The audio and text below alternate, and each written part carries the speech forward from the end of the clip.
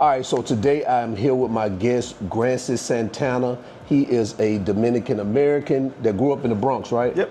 Grew up in the Bronx, served 25 years in the United States military, the Army branch, just retired. Now he's back in Dominican Republic with his wife and his daughter, and he's getting ready to start a new chapter in his life. So we're gonna sit down, we're gonna talk about his journey, his reflection on DR, and what's new for him now as he gets settled in here in Dominican Republic.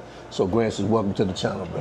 Thanks, man, thanks. I like to start these videos by going back to your background. That way people can get an idea as to who you are and who they're listening to. So I did mention you're from the Bronx, so tell me a little bit about you growing up in the Bronx, because I heard that the Bronx had became a spot where a lot of Dominicans end up migrating. Yeah, so the Bronx now has the most Dominicans of any area in the United States. Even Washington Heights? Even more than Washington Heights. Wow. The Bronx is Santo Domingo right now. So how did you end up there? Did your mom and dad migrate there? Yeah, so my parents migrated there, and then I was born there. I came back to DR, and then I went back when I was 7 years old, back to New York. Okay, so you were born in you were born in the Bronx, and you came back here to live. Yeah. Why'd you come back here to live for those 6 years? Yeah, so my parents had separated, so I came here to live with my grandmom. Gotcha. Okay. And then you moved back to the Bronx. Yep. And then you stayed there pretty much the rest of your life. Yeah. Okay. Basically. So did your Dominican roots play a role in your identity or how you grew up in New York? Yes. I mean, being Dominican is probably the most important thing in my life. I mean, it's, my dad's very proud patriot, my mom, same thing. So they gave me that pride in being Dominican, to never not be prideful about being from where you are. Even though you're in the United States, and yes, you were born there, you're an American, but you are Dominican all day, every day. Right. So, yeah. And you know what, I noticed that about you, where you really take pride in being Dominican and loving your country. You know what I'm saying? Because when we talk, it's always about Dominican Republic. Yeah, because I mean, DR is life. Like I tell everybody, DR is life.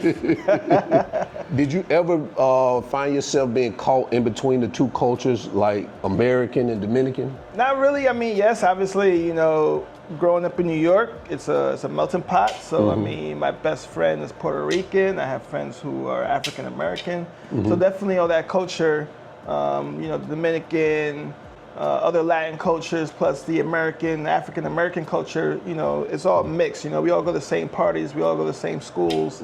So definitely, hip hop. Biggie, Tupac, all that.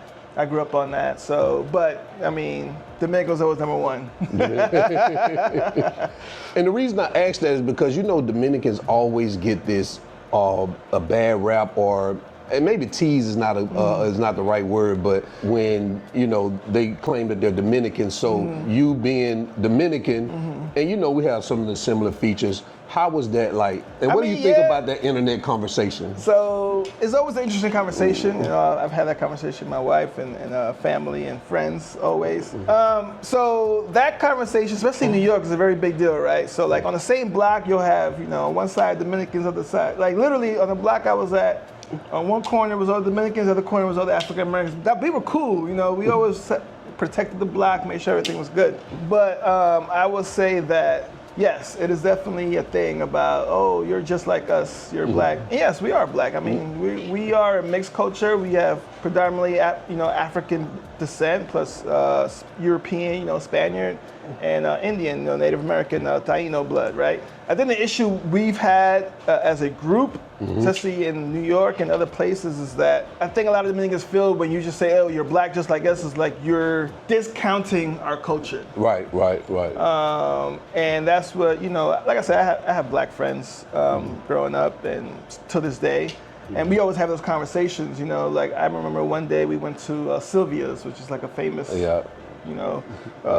it called? Soul food spot. Right. And I was looking at the food crazy because I never had it ever in my life. And they look at me like, oh, you never had this? Like, nah, like never. Macaroni and cheese, collard greens. Collard greens, cornbread, neck bones, all that. I'm like, what the hell is this? What's my rice and beans and, my chicken and my platanos, Right. And even growing up in New York, you wasn't eating that? No. So your mom was cooking? Yeah, my mom cooked every day, and if we didn't, we had the rice and beans Dominican spots at on every corner in the Bronx and Washington Heights. So, right. That's the food that I love, and that's what I eat. So, soul food is never a thing. Every now and then, my stepmom, she'll make some lasagna or something like that, switch it up, spaghetti. But, that's stuff that we eat here, as well. But yeah, that soul food, the collard greens and all that, nah. That's funny that you wasn't presented to you in New York. Mm-hmm. That was something like foreign to you in America. Yeah. That soul food was foreign. Like, it's hard for me to believe that because I'm from Alabama, and that's what's all in Alabama. You know what I'm saying? So, for us Dominicans, or Latinos, it was never a thing, right. Because, New York's a melting pot, but it's also very segregated within your own culture, right? Yeah. So, Dominicans basically all live in the Bronx and Washington Heights. Some in Queens and Brooklyn, but the majority there. You have African Americans in Harlem, you have the Puerto Ricans down in East Harlem, the Italians up in, Bensonhurst. So, everybody's in kind of their own little world. It's funny because, I would have friends that would come uptown and they felt like they were not even in the U.S. anymore. Because, really? Yeah, because everywhere you go is just Spanish. Like you go to the bodega, right. Which is a colmado here, right. And the dude's looking at you crazy if you don't speak Spanish. Right. I felt like that in Miami when I went to Miami. It's like I felt like I wasn't even in the U.S. Everybody was speaking Spanish. Exactly. But, okay. So you went to school in the Bronx? So I went to school in Harlem. In Harlem. Because I went to a magnet type school. My dad put me in, and then I got a scholarship for high school to go to school outside of Boston in this place called Andover. Okay, yeah, I heard of that. Mm-hmm. Which is another place where Dominicans are too. Oh yeah, up in Orange, baby. All day. Yeah. Shout out to Dario. So you graduated high school. Did you go to college? Yes. You went to college? So I went to college, went to Bucknell for a couple of years, didn't really work out, and then I joined the Army. Gotcha. So how connected were you to Dominican life here or the culture here while you were living in the United States? Did you come visit? Yeah, we came visit a lot. So, my dad made sure that we came to visit a lot. So that's what always kept my connection here. I spent summers here, I spent a full summer one time, I think it was 3 months in Bonao with my aunt. Okay. But we used to come down here all the time. He showed me the island, So my love from the island comes from my dad. He showed me everywhere. We traveled everywhere. We get here, we get in the car, and we just touring everywhere. We're going to Samaná, we're going to the North Coast, we're going to the South, Barahona, San Juan de la Maguana. So it's that's where I grew up loving it and maintaining my connection with this country. All right, so you just mentioned that college didn't work out for you, so you joined the military. Mm-hmm. What made you decide to join the military? Actually, it was a couple friends of mine, Anthony Jabba, Quasi Christopher, who went to high school with me, both African Americans. And I was going through a time in my life. I was missing New York, I was missing, my people, the food, and I was just not really liking where I went to school at, because it was the middle of Pennsylvania. It's just full of people that I ain't cool with. So it was just I just kind of in the crossroads of my life, and was I was heading in the wrong direction. Mm-hmm. So I was I needed, hey, I need to right myself. So I was let me join the Army for a couple of years, get my mind right, and then come back. I was going to ask you that. Did you imagine yourself standing for 25 years? Never. When I joined, I was going to do 4 years and get out, come back to the Bronx, back to New York all day, every day. So what happened that 4th year where you supposed to get out? 9/11 happened. Okay. Yeah, so 9/11 happened, the wars happened, and then I got recommended to do green to gold, and then that's what I did. So I ended up being an officer in the Army, and that basically changed my whole life. Gotcha. And did you get deployed? Yes. Where'd you go? Went to Iraq in the invasion, 2003. What is that experience like for people who don't really know? They watch movies and they think about it. It's like the movies, Platoon, and all these Saving Private Ryan, all these type of things. What is that experience really like? Is it similar to that, or being in that environment? What is it? I mean, I think, you know, some of the movies, definitely, you know, if you watch like Restrepo, it's intense, but it's like, it's kind of, I think the Vietnam vets understand it more. It's a lot of like nothing happening for like weeks. Right. Nothing. Like you would just be doing the same thing, going on patrol, going to the DFAC, eating, hanging out with your friends, watching videos, just going on Skype, talking to family, Right. and you just be sitting there like bored to death, it's hot as hell, you know, and then boom, something happen, you know, mortar attack, or you'll be on patrol and you'll get attacked. So it's a weird experience because it's like a lot of boredom and then like intense violence. Right. Did you ever have an experience where you felt like your life was under or being threatened? Yeah, I mean, definitely, you know, we've been shot at, you know, IEDs on patrols. You know, definitely there were moments when, you know, I didn't know if I was going to make it back. Really? Yeah. And you were in Iraq at the time? Yeah. Where else have you went besides Iraq? Afghanistan. Afghanistan? Okay. And any other places? I know the last place you were in Poland, where else were you stationed? I've been stationed in Germany, Italy, Korea, Saudi Arabia, Chile, and then also the United States. Right. How do these countries view the United States? I mean, it all depends, right? So, you know, Korea has, you know, we've been in Korea since the Korean War, right? Right. So it's like part of their history because, I mean, Korea, as long as Korea's been like an independent state, the United States has been there, right? So it's an alliance that we've had forever. So like they look at us very favorably. Now, have we had issues with them? Yes, you know, we've had, you know, drunken soldiers doing stupid stuff, you know, but ultimately, you know, the Koreans love that the Americans are there. Okay. Well, South Korea. Right, South Korea, sorry. South Korea. Yeah. Europe, I mean, Poland, yes. Poland's kind of like, right now, they're like the new South Korea, right? They're scared of the Russians, so they're very happy for the Americans to be there. Right. Germany, not so much, because Germany, you know, essentially, we've been there since World War II, right? So Right. basically, we were an occupying army, right? Right. And initially, because of the Cold War, they were very proud. Now they're kind of like, well, we don't have any threats, so why are you guys still kind of here? Saudi Arabia, they love having the Americans there. I mean, they pay for us to be there. They pay billions of dollars every year, you know, on weapons and advisors to, you know, maintain that alliance with the United States, you know. And we've been there since Desert Storm, so Right. it's been an integral part of our connection with the Saudis. I know having conversation with you off camera, you're really well versed in the American military industrial complex. Yes. When did that actually start? You started really like focusing on that, because I know everybody that joins the military is not, you know, in that mindset. I mean, I guess, you know, when you see it, like when you deploy places, you go places, and you ask that question, like, why are we here, right? Right. Saudi Arabia, like, why are we here? Because there's not I mean, the Iranians, they're a threat, but they're not such a threat that you need to put, you know, troops there on the ground and you know, and have the Saudis spend that much money.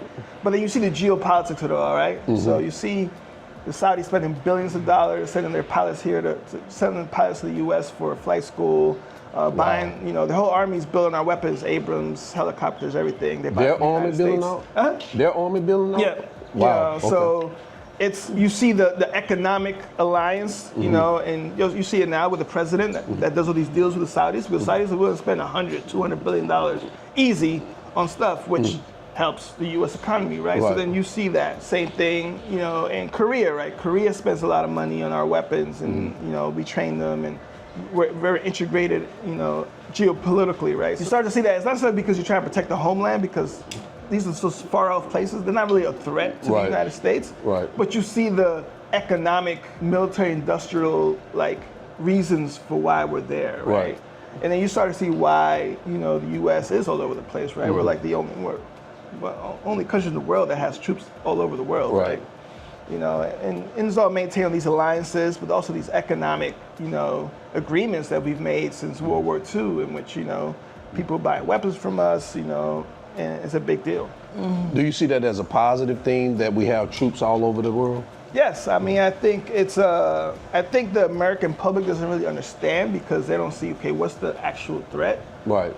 But they don't understand that these alliances, these, you know, economic agreements helps the U.S. tremendously. I mean, it brings millions and billions of dollars into the U.S. economy. It maintains the U.S. dollar as the dominant currency in the world. World trade, the U.S. Navy, majority of the time, their primary purpose is protecting world trade, protecting freedom of navigation on the seas, right? So it's integral, because no other country could do it. We're the only country that has the capacity to do those things. And since World War II, we've been the ones guaranteeing this world order. Okay. You climbed the ladder in the military. What was your rank when you got out? Lieutenant Colonel.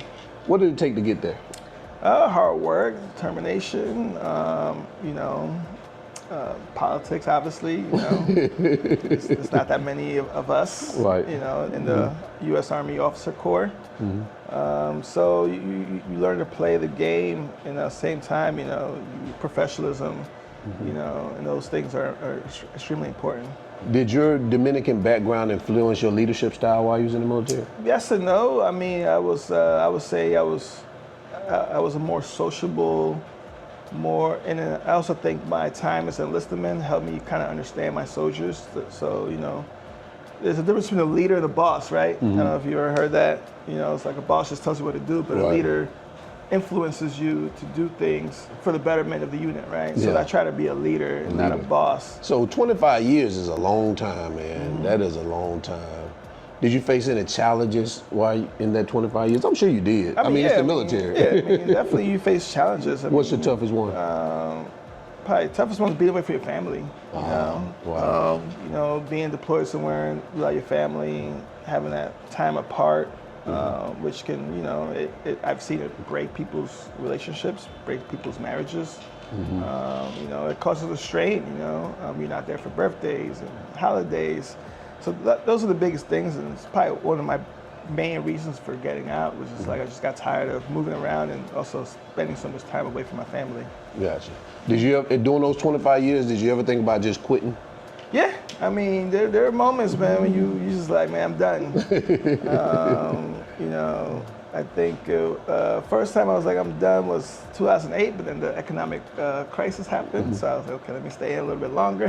How long you had done it in 2008? By that time, I've been in the Army about 7 years. 7 years, okay. So it was always something seemed like that kept you going. Yeah, it's always something that kind of kept me going. You get a good posting you like, you end up staying. Like financial security plays a part. I mean, my pension played a part, and it's like kind of like, there's a thing about when you cross it's like the 10-year mark, it's kind of like, okay, why waste your time? Just do another 10 and get your pension. So it's like, you just kind of do it, and it's a profession. Right. I was good at it, but yeah, I mean, definitely never thought I would do that many years in the Army. Because most people get out at 20 years. Yeah. And you stayed the extra 5. Was it a financial reason why you did that? No, it was more of just kind of like a timing thing. Okay. Just kind of like where I was in my career and like where, I was ready to step off, so yeah. So what was your proudest moment as an officer in the military? My proudest moment was probably being a battery commander in the 1st Cavalry Division. Had some great soldiers. We, did National Training Center rotations, went to deploy to Germany together. Came back from Iraq together. They were great guys, and it was probably the most fun 2 years I had in the Army. What year was that? That was 2011 through 2014. Okay. So this past August, you just retired. Yep. I went to the party. Yep. Man, it was a nice party. I'm gonna tell you, I wasn't even expecting that. I really wasn't. I don't know what I was expecting, man, but it was a really nice retirement party. And so you decided to retire and move to Dominican Republic. Yep. What was pulling you to come back to Dominican Republic? Was it family, business, lifestyle? It was just everything, right? So it's my pride in being Dominican.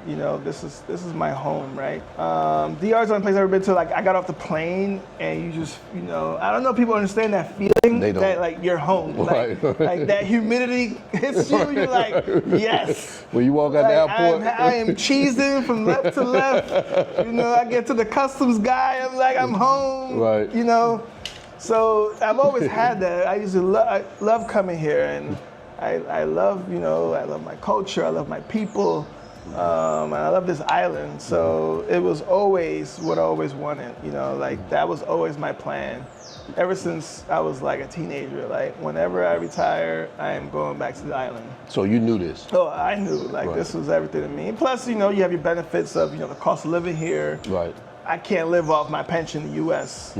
Here, I can live very nicely on my pension, right? So it's things like that that help you, you know, first my family, you know, my wife's Dominican, my daughter's Dominican.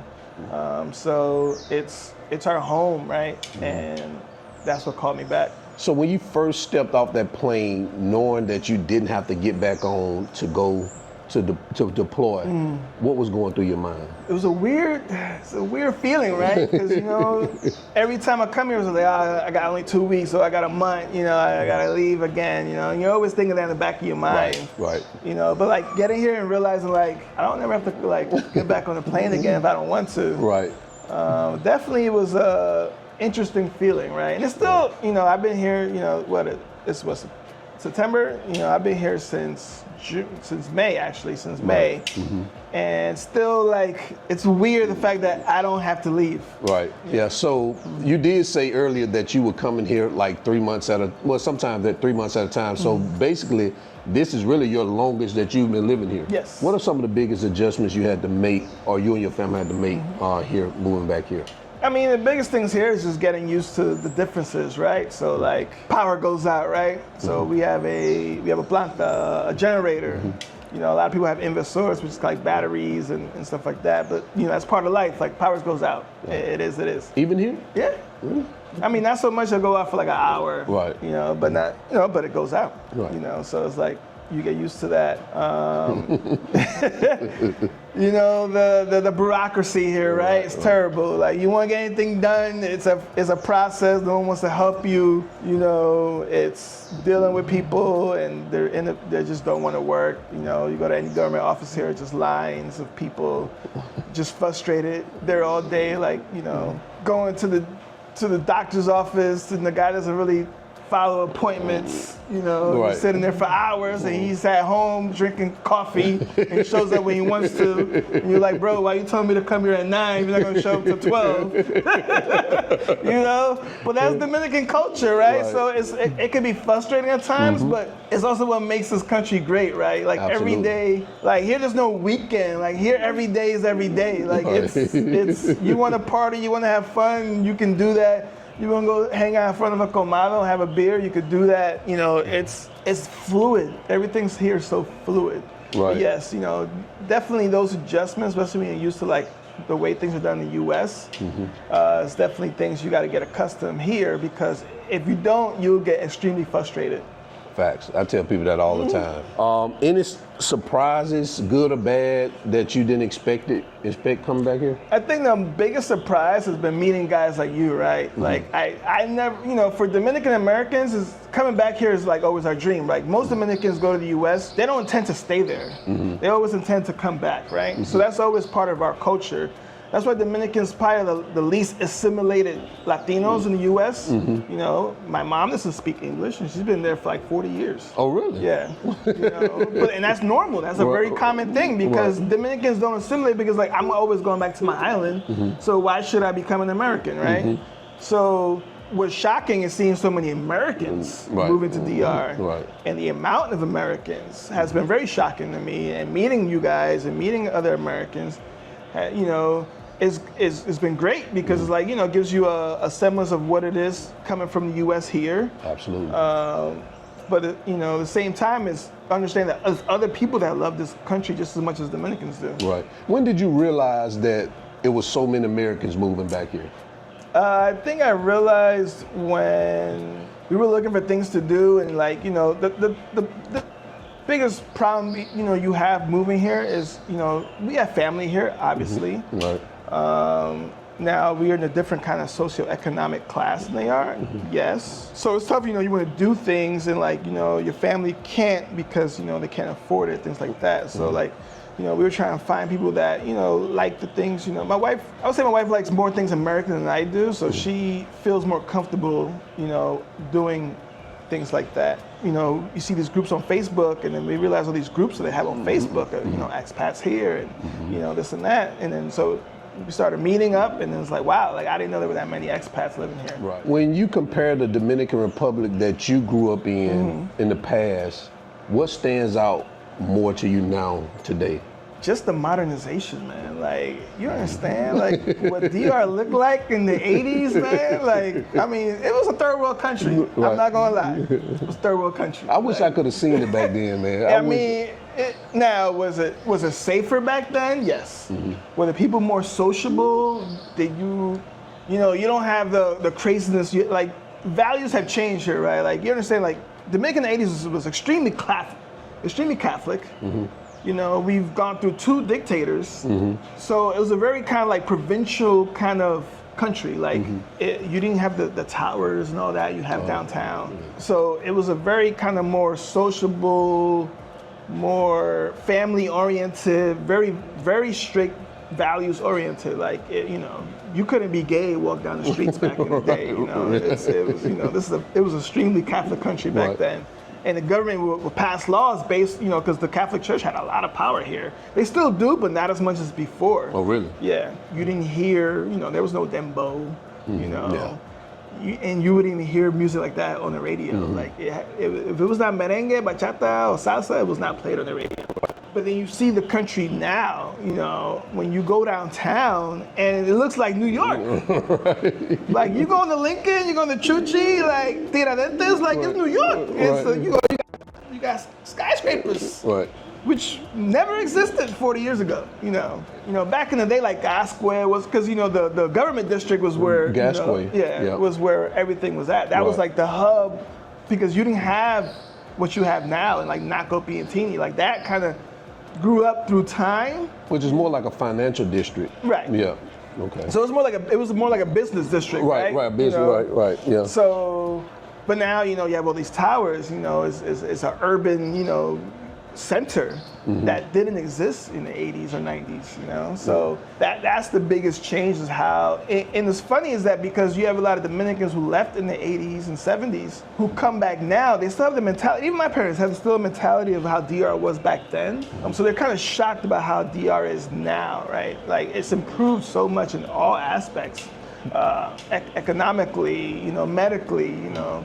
Back in the day, you go to the hospital, you know, they still had old schools. They didn't have no machines, nothing like that. So, yeah. So that leads me to my next question is that, do you think that Dominicans who grew up abroad see the country different than those who never left here? Yeah, most definitely. In what way? I think it's because when you leave DR, you spend a lot of time outside, you still remember the DR of when you left, right? So if you left as a kid or a teenager or in your early 20s, and you go to Spain or the US or Canada, wherever, and you spend 30, 40 years over there, your vision of DR is still when you left. Right. And if you don't make visits back, because not everyone makes visits back, you know, it's expensive. You know, a flight from New York in Christmas is like right now, like $1,200. Not everyone can make it back, and if they do, they might make it once every 5, 6 years or whatever. A lot of people's vision of DR is still about when they left. Right.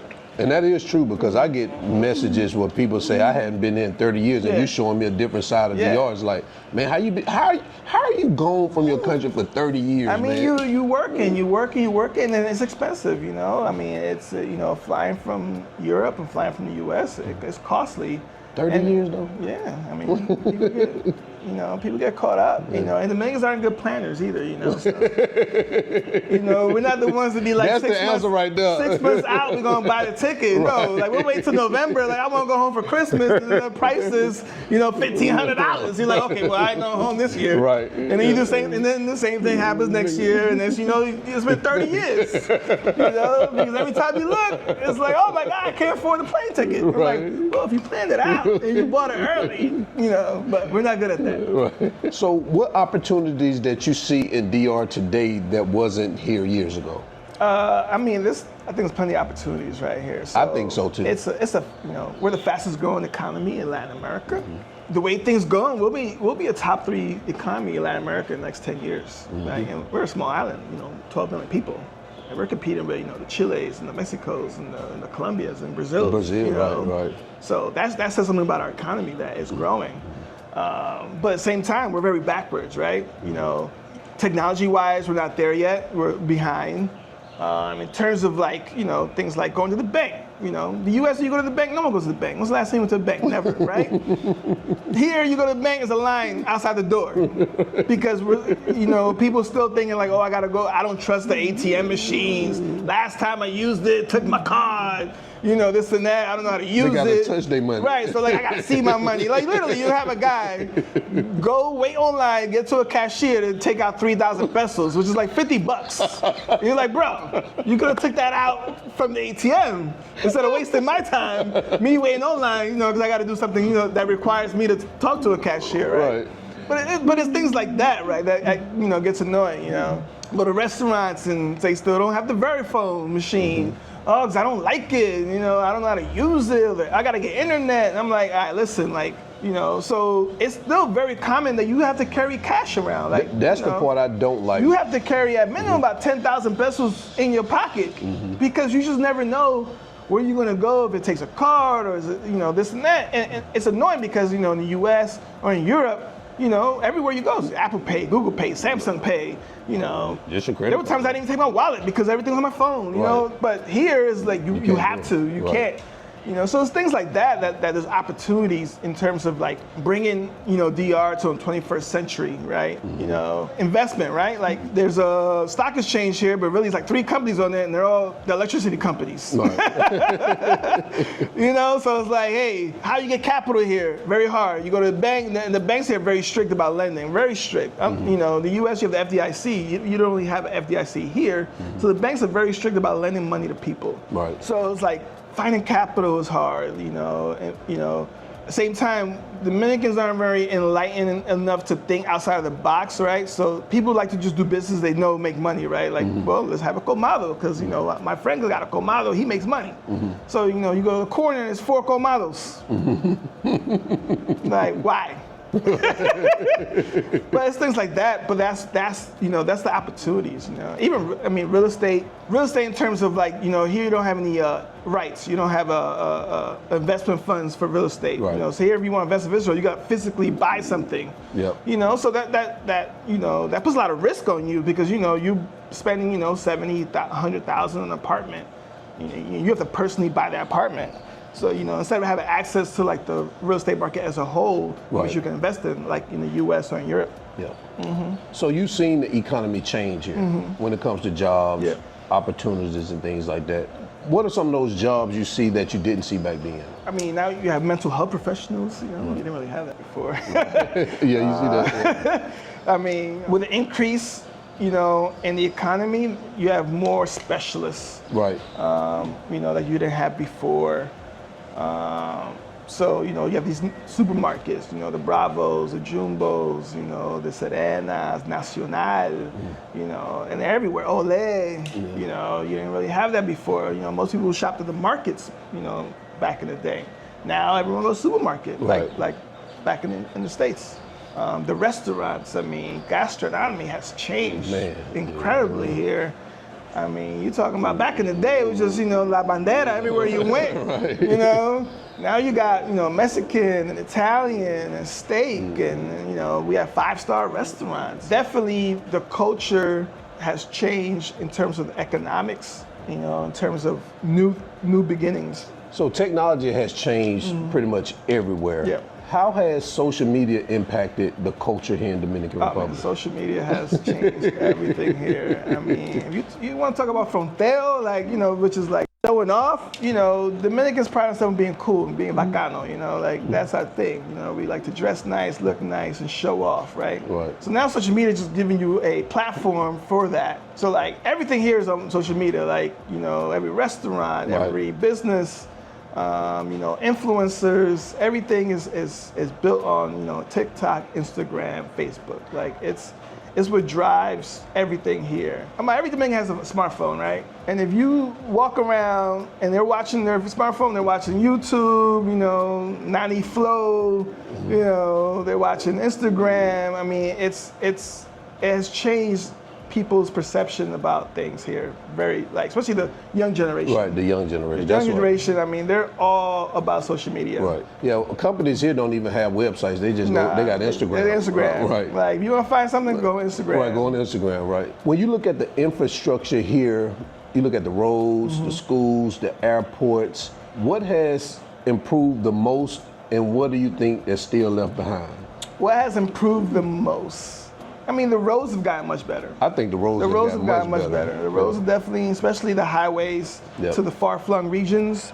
I mean, now, you have a highway that goes to Punta Cana. They just finished the Circunvalación of Bani. Yep. So, like, the roads are improving. Electricity, no. That's still left behind. I think the worst thing that we ever did was making them privatize. That because it's a system that's broken. It's basically a public-private kind of partnership, right? So like the government still subsidizes electricity, especially for the poor areas, which means that like the electricity companies really can't make the money that they sell, which is why you have a lot of messed up bills, right? So they'll charge a person like me or you that lives in nicer areas more than really what you use electricity to kind of make up for the fact that they really can't charge that in the barrios, right? So that's why you get the power outages from. I mean, we keep building electricity plants, so generations have the problem. The problem is that we haven't fixed these lines. I'm pretty sure if you walk around DR, you walk into any neighborhood, and you look at the electricity lines, and there's like 1 million lines on the same pole. Right. Like that's the problem. Like we have not invested in the power lines and getting the distribution centers, right? So what makes the power go out though? That's basically it. We generate enough power. The issue is that we have so many distribution losses because one, people steal. People just connect the line from their house to the power line, don't pay. And then all we do is we just add all these lines to these poles, and one pole gets knocked down, it shuts down power. Transformers, we don't have enough. So one transformer blows up, you don't have power in that whole area. So that's like where the power outages come from. It's just we just haven't invested in the power distribution to have the, like you see in Europe or the U.S. So you have clean lines. Here, you go to some barrios, there's 1 million lines going to the same pole. Right. Think about it. You got 50 houses going to the same transformer. You think the transformer can keep up? No, it can't. So then that's when you get all these power losses. I heard you talk about safety was actually better 20 years ago versus today. In what way? You didn't have the, two guys on the bike robbing, stealing cellular phones back in the day. Those guys do not exist. It's those things like the pickpockets, the petty crime. Right. You really didn't have that because the police had kind of a stronger hand back then, right? Which is one of the issues when you have dictatorships, right? The police have a lot of power. Right. Now as we've transitioned to democracy, which is good. Democracy is good. We've emphasized human rights a lot, right? Because the excesses of the Balaguer and Trujillo regime, we don't, the country doesn't want to go back to that. Now, one of the, blowbacks from that is that, you have the rise of the, the chipeos, right? The scammers scamming people's phones and cloning cellular, your credit cards and all that. And then you have, the two guys on the bike robbing and stealing phones everywhere. So it's those things that definitely have popped up that the government still hasn't really like clamped down on. And they're clamping down on it, but it's still prevalent, especially in the barrios, right? Safety is relative, right? So generally, I don't worry about getting stabbed or shot. Like those things I don't worry about. Now, do I worry about someone stealing my phone when I'm outside of my house? Yes. You don't flash money around, things like that. Right. But yeah, when I talk about safety, those things have changed from back in the day. Right. Petty crime has increased since the 80s and 90s. Yes. But in terms of like crime in general, DR is pretty safe compared to like New York or Miami or Atlanta. Like I would say I feel safer here than I feel in most major cities. Absolutely. Do you feel like the Dominican mindset has shifted in terms of like education, money, and opportunity? Yeah. Versus 20 years ago? Yeah, it has. I think one of the byproducts of social media has been the rise of people want to be rich now. The get rich quick schemes. this generation that I see is more interested in getting rich and famous than like getting a job, working their butts off, and doing the typical, going up through the company ranks and so forth, So in that sense, it has changed. Inflation has definitely, I remember when the peso was in, the 20s, man. Now it's at 63, right? So definitely inflation compared to the dollar has made the cost of living here higher. Wages haven't really increased. So the middle class here doesn't really exist anymore. Back in the day, if you were a doctor, a lawyer, professional class, you made, 50, 60,000 pesos, like you were living really, really nice. Now that doesn't really get you much, when rent is, 40,000 pesos, if you make 50, Now, I just put a post on Instagram where I talked about there is a middle class, and you're saying it's not a middle, it's almost non-existent. And people agree with me and say, yeah, there is a middle class. So give me your interpretation. So when I think middle class, I think what the U.S. middle class is, right? The U.S. middle class was, right? It's the house, 2 cars, 2 kids, live in the suburbs. You have enough money to travel at least once a year. And you have enough money to buy necessities and also go out every now and then, right? You used to have a bigger class of that in the DR before. What has happened is that because the economy has grown and the cost of living has grown so much, that class of people is either working extremely hard to maintain that more than they used to.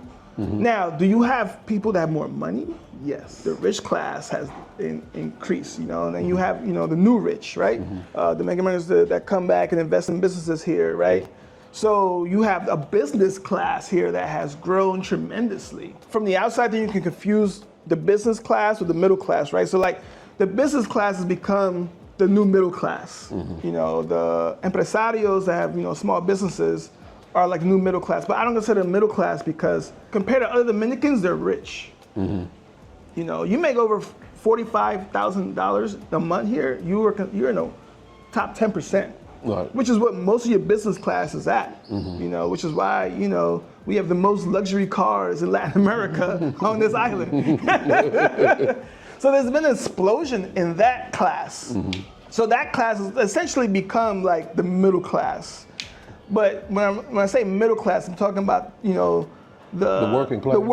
Kind of like the professional working class, where, people who are managers at supermarket or at a business, your middle management people, those people don't make enough to do what the current business class does. Okay. Go out to restaurants all the time and, go on vacations and things like that. So the top 10% has grown tremendously. I mean, back in the day, it was a few families, you could count them on your hand that had that much money to travel the world and, have Lamborghinis and all that. Now, that class has exploded with, the economy growing and businesses making more money. Do you think it's easier for Dominicans to succeed nowadays rather than leaving the country, succeed here? I mean, like I tell people, the immigration that my parents did does not exist anymore. Right. I know where you're going, but yeah. In the 80s and 90s, you could go to the U.S., work, a menial job, construction, whatever, and make decent enough money and save enough money that you could retire here on the island. The cost of living in the U.S. is so high that those jobs don't pay you enough to save and also survive in the U.S. Exactly. So essentially, you become a slave in the U.S. You're just working to live. Right. And you might send a couple $100 back to your family here, but you're not saving anything. Right. There's no saving. There's no, eventually, because that was the Dominican dream. 80s and 90s, you went to the U.S., it was, you work your butt off 6 days a week, you saved, and you got here, you had a house, you had a car, and you had money, you had apartments that you could rent out, you had businesses, That is my parents' generation. Right. It don't exist anymore. Doesn't exist. So I tell people, if you have a good paying job, you have a car and a house or apartment, there's no reason for you to immigrate to the U.S. Because you think you're going to improve your life, you're really not. You're already living the life that nothing you would do in the U.S. would get you back to that life. You would just be struggling in the U.S. and trying to get back, and you're not going to get back. Right. You're gonna get caught in that hamster Exactly. wheel. I have family. Hey, I want to go to the U.S. Okay, it's like you don't speak the language, right? You know, you don't have the education. So what kind of jobs are you going to get? Walmart, you making $15 an hour. It sounds nice, Right? but that's just enough just to have you a car, an apartment in the States. You don't have any savings to ever retire. Right. You know, most Americans don't have savings to retire. Right. So if Americans who have all the benefits of living in America can't save for retirement, what do you think a Dominican with no education is going to do in the States? Like, come on. Like, so. They don't look at that though. No, they don't, because that mindset of my life is better if I go somewhere. And then Dominican Americans or Europeans don't really help because they come down here every 5 years and they wild out, you know, they go to the club, they go to they at the beach every day. So people think like, oh, like they making money. But I think like it took them 5 years to save enough money just to spend 1 week here and have fun. Right. So it took them a whole year to do it. Yeah. Exactly. Yeah. So it's like, so let's think about it, you know. So here are things that tremendous opportunity, especially in the businesses, right? There's a lot of money flowing through DR, a lot. I mean, you can't tell me there's not money out when, you go to SBG on any given night and you have G-Wagons and Lamborghinis and Maseratis and Mercedes-Benz and BMWs and all that. Money's out here. But it's in the business class, right? Most of the money is, if you talk to any Dominican that has money, it's because he has a business. Or he's like a senior level person at a big business, Coripio, Jumbo, whatever. So that's where that's the money. Now, can you get there? Yes, but you need education. Education. You need skills.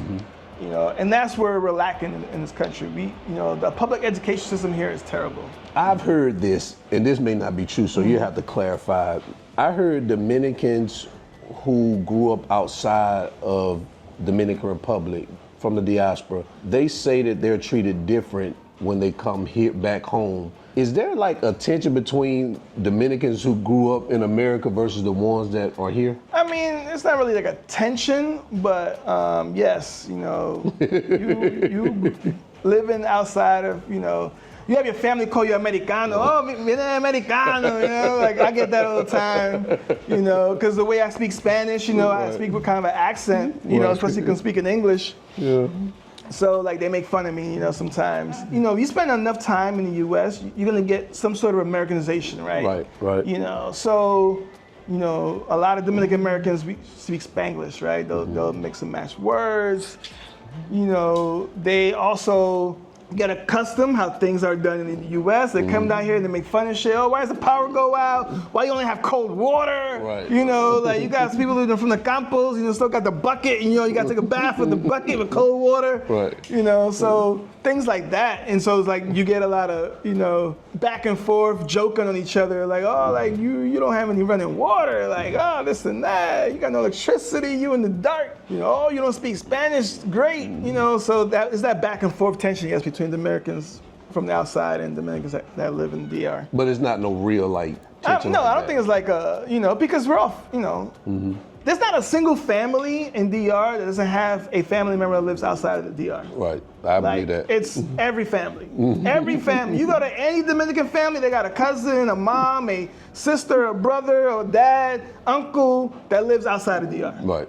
Every family. Right. That's why we have Caribe Express all over the place. And that's the thing, is like remittances was the #1 economy here. Say what? Till recently. So money being sent from outside was the #1 part of the economy for a long time in DR.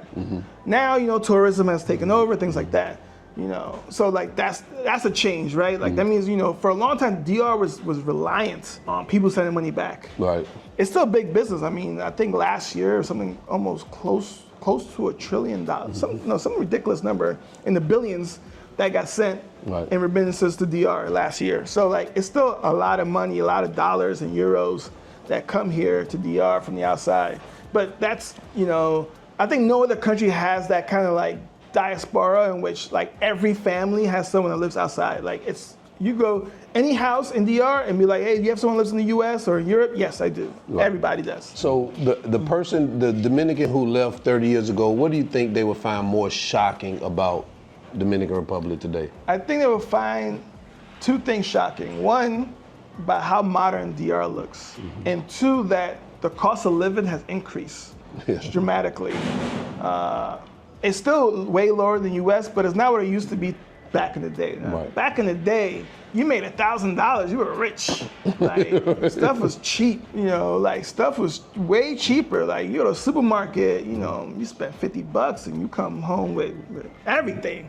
You go to the market, the víveres were way cheaper. I mean, it's still cheap relative to the US. Like, I still get shocked that I could buy, pineapple for $1, because in the States it's like, wow, the pineapple's like $10, man. Like, Really? Mangoes. I'm like, it's expensive. It's expensive, man.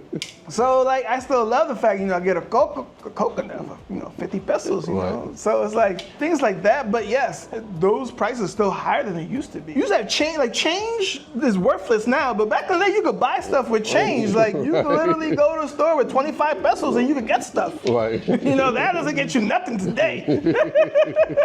Like, I don't even know why we even have change. Like, you can't buy nothing with change nowadays. But can you admit that in the campos it's a different? Yes, it is different. It's different. It is in the different. campo. It's still, the campos are still kind of like what DR used to be. Right. It's still, you can still live very cheaply, and people see the world differently, right? Because there, you don't have the Jumbo and Bravo in the campo, right? So you go to the Colmado, you go to a little market there, you buy from the street, the local guy, And I think that's something we've lost here, is the agriculture is a big part of DR. It's always been. Yeah.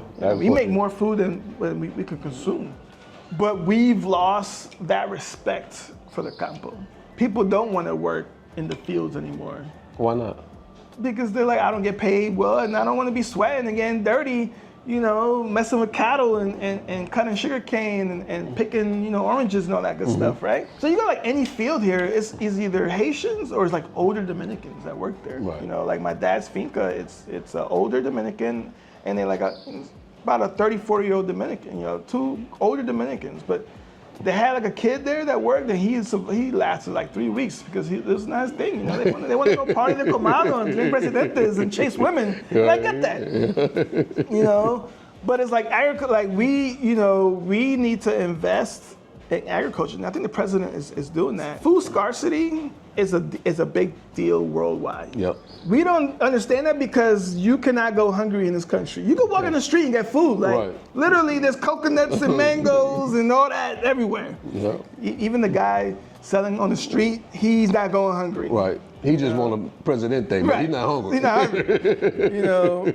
So we don't really understand that, environment, because it's never been a thing here, right? We don't have food banks and all that because food is prevalent everywhere. We waste food. Right. So looking at the future of DR, what do you think is headed in the next 10 to 20 years? Two things, right? I think one, we have to integrate ourselves to the world economy, and I think we're going to get to that point where we be in that middle income trap. I don't know if people understand what that middle income trap is. Like, when you're rich enough that you have things, but you don't trade enough to get to a higher level of economic stimulation, right?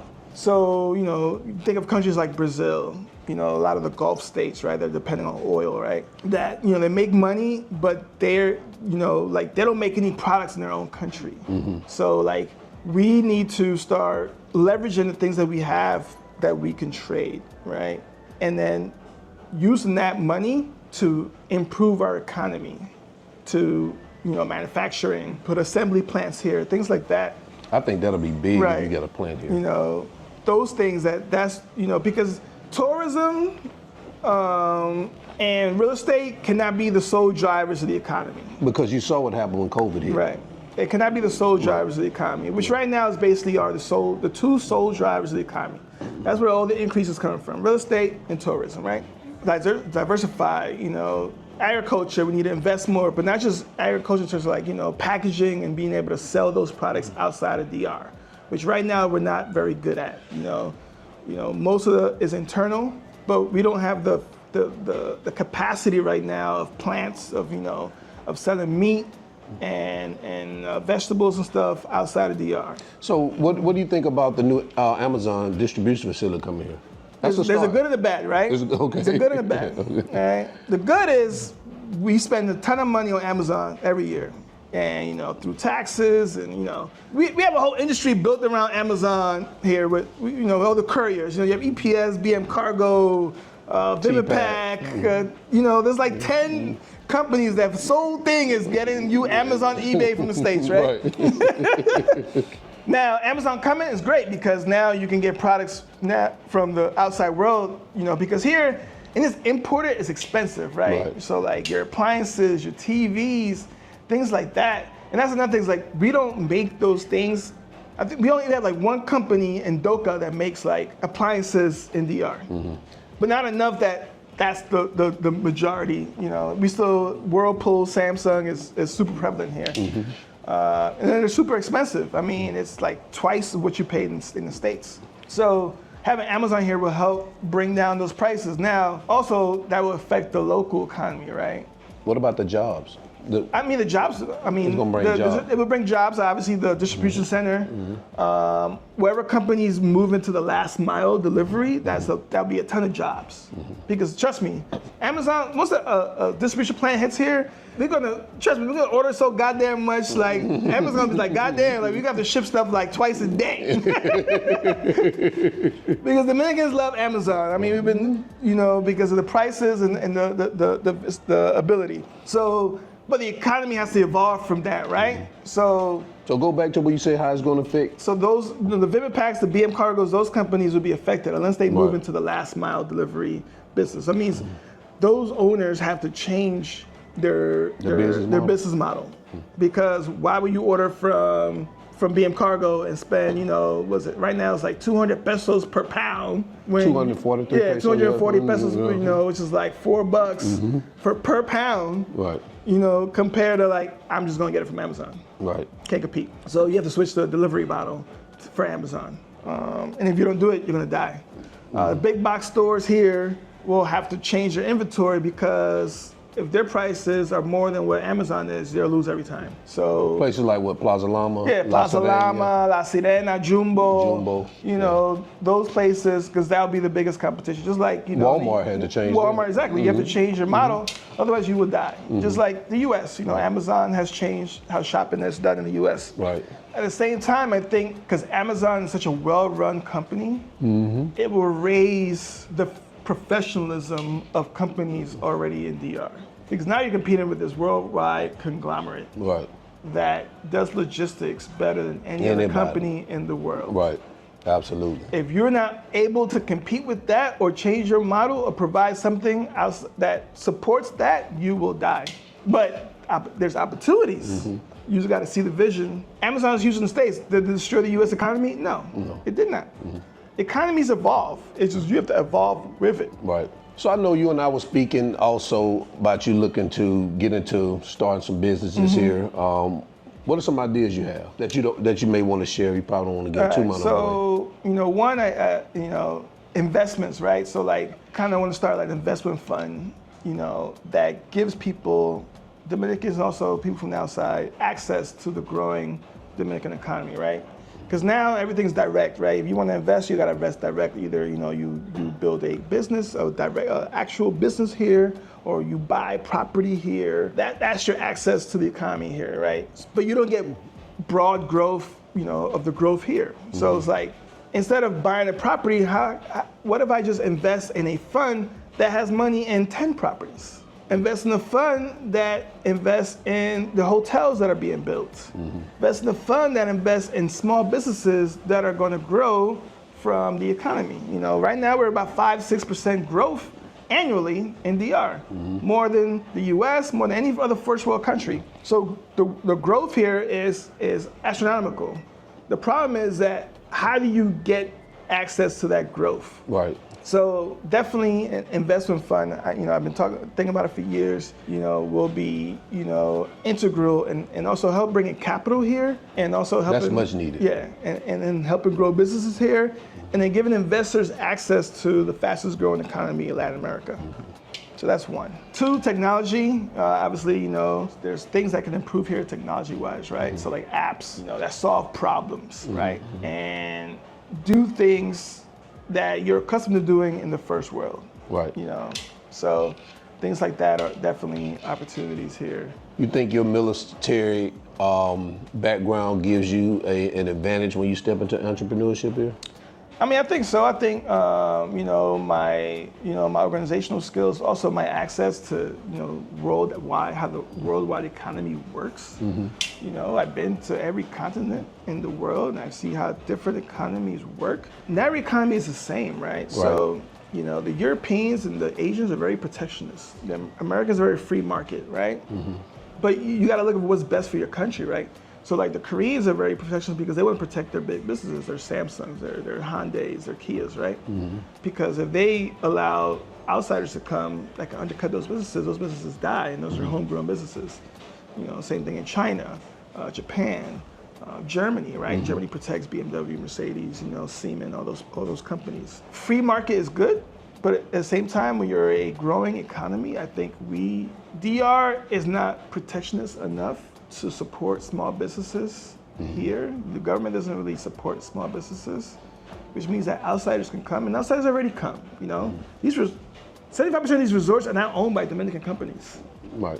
You know, they're owned by outside companies. You know, the Hiltons, the Marriotts, the Spanish, Hodelpas, and those groups own majority of the hotels, which means that most of the capital is not staying here, it's leaving. Jumbo is not Dominican. You know, a lot of the supermarkets are not Dominican. So it's about, we need to start focusing on Dominican-grown businesses, using capital from everywhere outside, because if we grow our base, then one, people won't be sitting on lines for hours trying to get visas to the United States or Europe. And two, you know, we'll get more Dominicans to feel the growth, which not every Dominican feels the growth. Like, you go to the barrio, you ask that dude, hey man, like, you making more money now than before? He gonna say no. He gonna say no. He said, it's worse now than it was before. Right. Now, to me and you, we're like, man, this shit is great. But you go to the barrio, that dude is mad. He's like, I go to the supermarket, before I used to buy 2 sacks of rice, now I can only buy 1. And it's true, inflation has hurt, you know, just like in the US, your working class, inflation has crushed them, crushed them. Let me ask you this, because I see this all the time in my comments. Do you think the influx, and maybe influx not a good word, of foreigners and Americans, are they driving up the price? Are we driving up the price? Yeah, you are. But it's a twofold thing, right? Well, explain it. Which I agree with you. Like, one, we wouldn't have all these towers without outside investment. Exactly. The average Dominican cannot afford 5 $200,000 apartments. You can't. That's the plus, right? We wouldn't have all these towers and buildings blowing up in the place without expats, right? Or Americans investing from the outside, or Europeans. But because it's cheap, outsiders don't respect the price. I agree. How do I explain? I do. How do I explain it, right? How do I explain? Your normal middle income Dominican makes about 100,000 pesos a month, which is about roughly around $2,000, right? He wants to buy an apartment. The apartment that used to cost $75,000 5 years ago is now $200,000. He cannot afford that. But to an American, when he looks at how much an apartment costs in Miami, which is close to $1 million, $200,000 ain't shit. That's what drives the price up.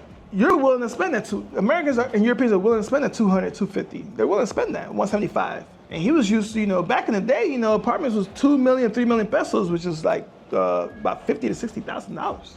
Those are hard to find now, And an Airbnb, which most Airbnb owners are not Dominicans. Most of them are expats or Dominicans that live outside, but not Dominicans who live here. Majority of Dominicans that live here do not own Airbnbs, except for a few. You have a few, but majority of the owners have a manager and they live somewhere else. Airbnb, just like in the first world, like it has caused a crisis here. I mean, most of these towers, half of them are Airbnb apartments. I agree with that. Which raises the price because people are willing to spend $150,000, $200,000 on an apartment. That if you look at the economy as a whole, it's not really worth that. But because people are willing to pay those prices and put on Airbnb, it has raised the prices up of everything, of all housing, has gone up dramatically. So do you think in those towers, like in Naco and Piantini, you think those towers are occupied by mostly foreigners than Dominicans? I would say they're mostly occupied by rich Dominicans and foreigners. Because I agree that I think majority of them are occupied by Dominicans. Yeah, I mean, overall, it's majority rich Dominicans, yes. Okay. So we had talked about your family. So how's your wife and daughter adjusting to living here? Because they were here before you. Yeah. What, about a year before you got Yeah. here? Yeah. I mean, they were here about a year before me. My daughter's adjusted. I mean, my daughter loves traveling. She has her friends here, she loves it. Her school, she loves her school, things like that. My wife is adjusted. She's still kind of one of those Dominican Americans that kind of sees all the flaws in DR. And there's a lot of flaws. I mean, DR is not all great. The bureaucracy, the infrastructure can be very frustrating if you don't understand how stuff works here. DR is it's still a very who you know country. It's still very classist, very classist society.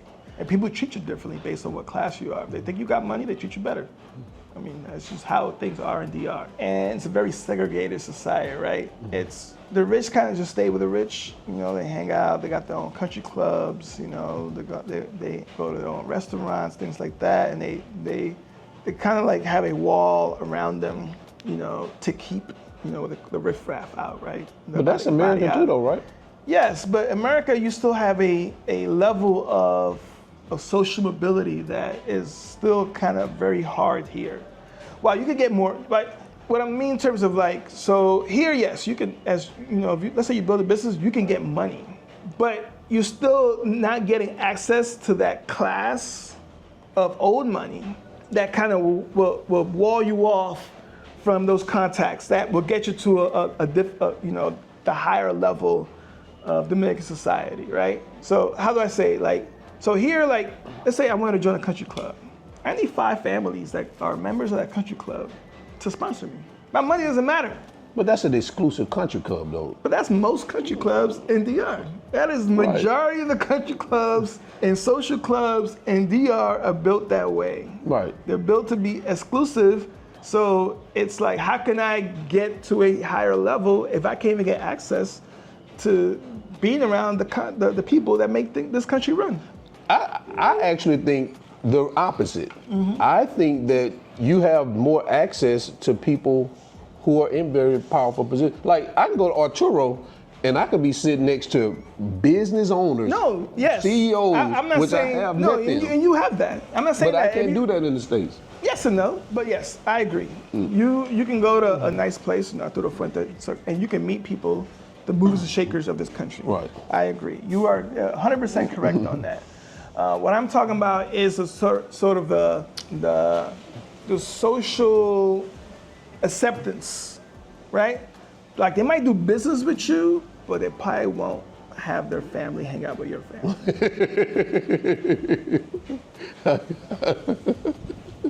That's what I'm talking about. Yeah.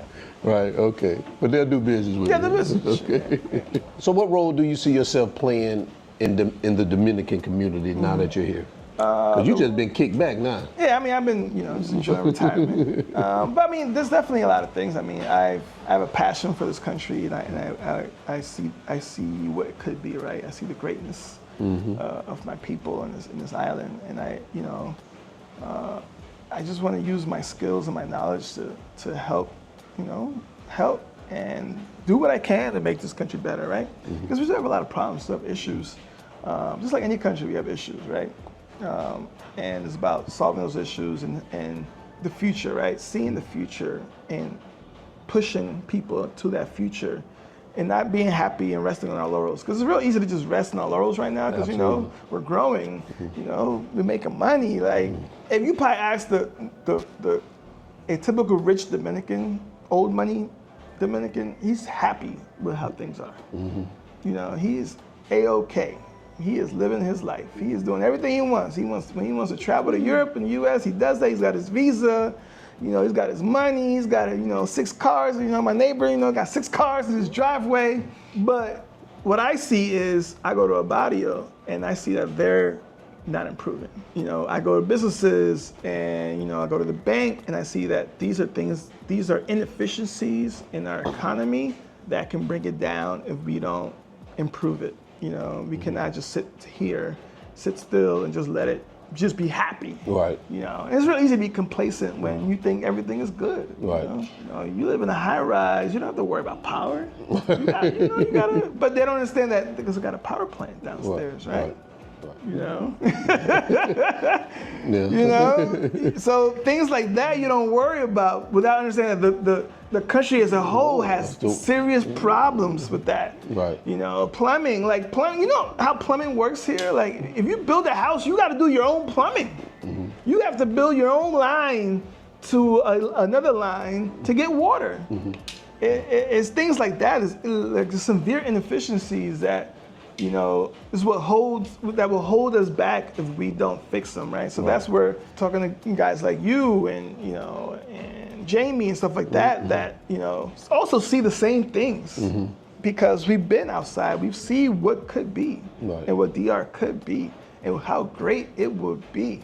If we take what's good about DR, because there's a lot of good shit, and what's bad, fix that and put it together, this place would be paradise. I mean, it's already paradise, but it'd be super paradise. Right. All right, so after 25 years in the military, what lessons are you carrying into your next chapter? I mean, one thing the service has given me is professionalism. Take pride in my work, leadership. Military is the best leadership lab you can do. I mean, you know, I've led men from 2 men to 2,500. So, you know, my level of capacity to plan, manage, and grow and move an organization in the right direction, the military has taught me that. And those are lessons that I cannot be taught anywhere else. You know, I have friends in corporations, and like the max they manage is maybe 100 people, right? You know, I managed 100 people when I was 26 years old. So things like that, or my organizational skills, also, you know, but in the same time, financial management, things like that, how to, you know, manage millions and millions of dollars through contracts and making sure that logistics and things like that, those are things that the Army taught me a lot. So that I think is what I bring to the table. I think those are skills that I've learned that, you know, those years in service have given me. So what advice would you give to Dominicans who are wanting to move back, but they're scared? Don't be scared. We need the Dominican Diaspora to come back. It's good and it's great. You're in the US, you're doing great things, and I support that, and we're very proud of you. But I think where you hold value is coming back to the island and using your skills and your ability to make this country grow, right? You know, it doesn't matter if you're first, second, third generation Dominican, you are Dominican. You are a Dominican citizen. Come back. Don't be scared. Trust me. I tell anyone, you spend 2 weeks here, you do not want to go back. DR is life. Remember that. DR is life. All right, so when you think about the future, what kind of legacy you want to leave here? My ultimate legacy is that I provided something that helped the country somehow, some way. Is it through is it through business, or is it through just my, you know, friendships with senior government or political or business officials or whatever, something that I help move this country forward. That's like my number one legacy. You know, 2, also something to leave behind for my daughter, you know, because one thing I always wanted her is to have pride in being Dominican, right? You know, have pride, you know, she's a dual citizen. Like I always said, Dominican is number one. Number one. Always been, always will. So this is our home, and you should always try to make your home better. So that's like what I want to leave, right? So we want to leave that pride and also that ability. And then for her, you know, I'm gonna get to a certain level and I pass away, and I want her to take that torch and keep pushing and have that pride to see the best of this country and see it get better. It's real easy to just see the bad and be like, I want to go. And I never want that, because this is our home. And if you're not trying to make your home better, leaving is not it's not a solution. It's a personal solution, but it's not a solution to people we leave behind. You know, and we're all one team, one fight, like we say in the Army. Well, I left, guys. Yeah. I left my home. But you came to paradise, baby. I mean, but I tell people all the time, man, DR is life, right? I think ultimately life's about living. Right. Yes. One thing I saw in the US was that people aren't living. People are working.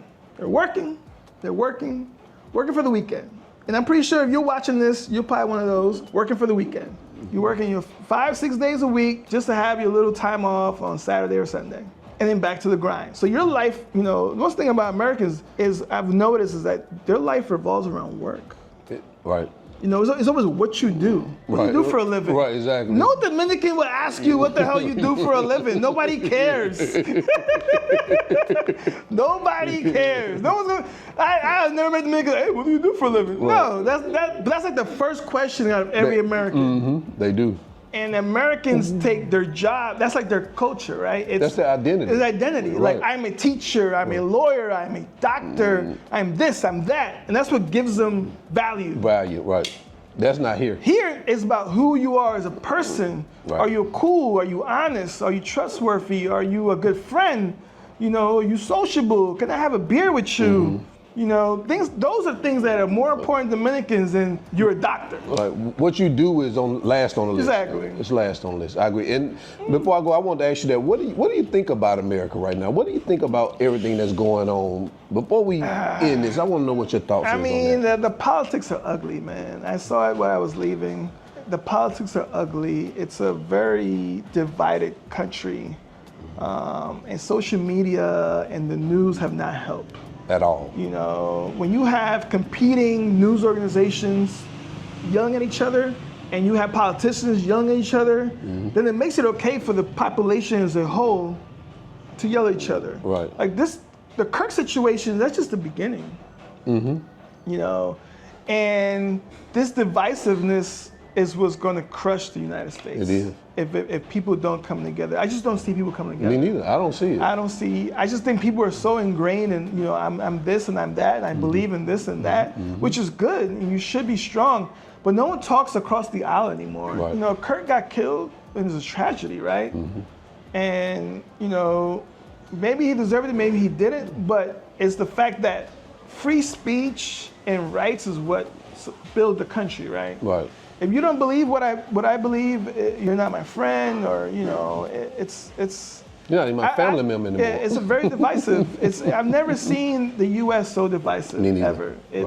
It's crazy how divisive it is, and the political violence, entrenched ideas. Like no one wants to talk anymore. Like people just I believe in this, and you're wrong. You know, and it's terrible. You know, because it will crush, you know, the last time it was this divisive, we had a war. Right. Right. A war that killed more Americans than any war in history, even to this day. The Civil War. Yeah.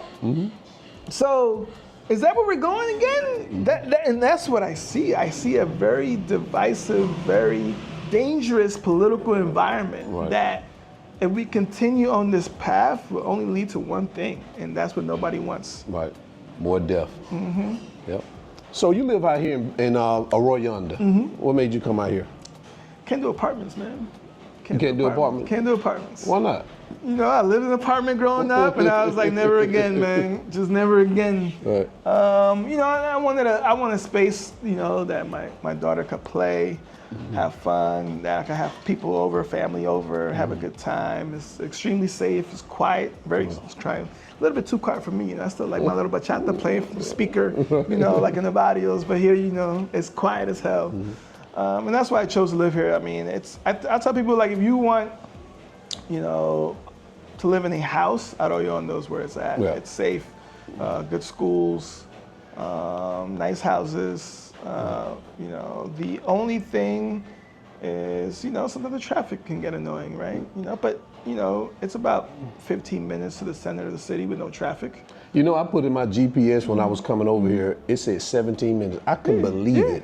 I was like, 17 minutes? When I come over here on a regular day, It's an hour. Yeah, but I mean, with no traffic, it's 15 minutes. In 15 minutes, I'm on the LinkedIn. I'm there. I'm in the middle. Right. So it's people like, oh, I don't use so far. Like, no, I'm not far. The problem is, during the day, the traffic, because we have one entrance into this thing, Colombia, which they're fixing, by the way, finally. Right. But yes, when you only have one road that takes you here, then yes, it gets congested very easily. Yeah. I think that this was a great conversation, man, and I always enjoy talking to Dominican Americans from the diaspora because they bring another perspective versus people like me and other expats, American expats, because a lot of them was born here, and they can really give you that inside scoop of how Dominican Republic was and how it is now, and other Dominicans can relate to it. Yeah. And I like the fact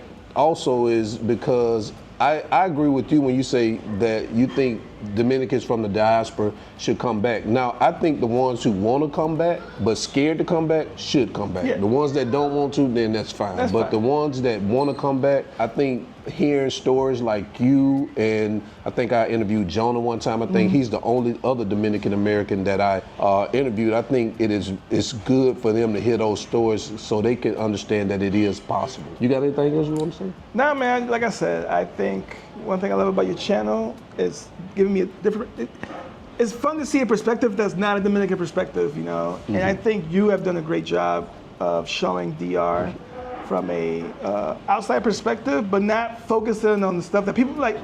There's a lot of shows that just talk about the resorts and things like that. Like, no, it's like I want to talk about the real DR, how DR is on a daily basis, right? Where you want to hang your head at. What's a good place to eat. Smoke a cigar. How schools, things like that, real estate, things like that. Because I think if you're looking from the outside, especially if you're Dominican American or European or whatever, and you're thinking about coming back here, definitely do it. Vente pa' acá. Aquí está bien. So it's like, I tell people all the time, if you want to live, like, my sayings, I tell everybody, DR is life. Like, if you want to live your life, this is where you want to live your life. If you're tired of working and slaving away, and it's great, work hard, save your money, but I'll tell you this, you can't take your money with you when you die. You remember that. So why don't you use that money to live your life? And also, you can invest in businesses. You can, enter our Dominican society, and trust me, your appreciation and your value in life will increase dramatically. That you will never want to go back. You'll be wondering why you lived the way you lived for so long. I agree. The only regret I have is I didn't do this earlier. That's the only regret I have. So guys, if you like this video, go ahead, hit the like button. Also hit that subscribe button. Remember, always keep your goals at the forefront of your mind. Always live in the present, because that's the only way you're going to live your best life. And we out. Peace. Je begon aan mijn best life, yeah. Je begon aan mijn best life, yeah. Something you and me, oh. Je begon aan mijn best life, yeah. Jumping, flexing, no.